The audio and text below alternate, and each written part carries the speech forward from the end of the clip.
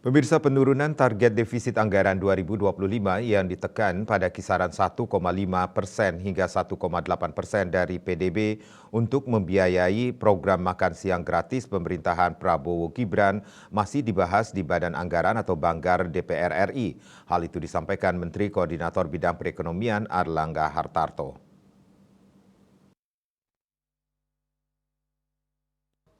Menteri Koordinator Bidang Perekonomian Airlangga Hartarto meminta semua pihak menunggu hasil pembahasan di Banggar.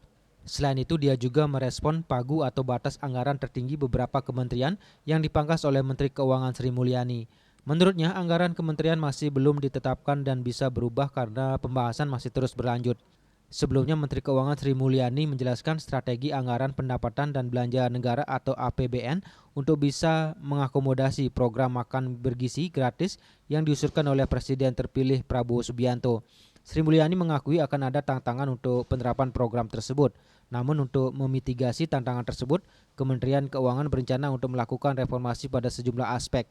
Pemerintah termasuk kementerian terus reformasi dari sisi perpajakan, memperkuat institusi, membersihkan dari korupsi, serta meningkatkan investasi di bidang digital, sehingga prosesnya menjadi jauh lebih pasti dan minim korupsi, atau mengurangi interaksi sehingga celah korupsi tertutup. Di samping sejumlah upaya tersebut, Kementerian Keuangan juga terus melakukan perbaikan pengelolaan anggaran. Anggaran akan diperkuat utamanya dalam menahan guncangan dari gejolak perekonomian global. Lebih lanjut, dia mengatakan tidak ada negara berpendapatan tinggi tanpa kualitas sumber daya manusia atau SDM yang baik. Oleh sebab itu, negara akan melakukan berbagai upaya untuk bisa meningkatkan kualitas SDM. Upaya yang telah dilakukan Kementerian Keuangan selama ini untuk meningkatkan kualitas SDM diantaranya penyediaan anggaran pendidikan sebesar 20%, kesehatan 6%, dan jaminan sosial 50% dari APBN.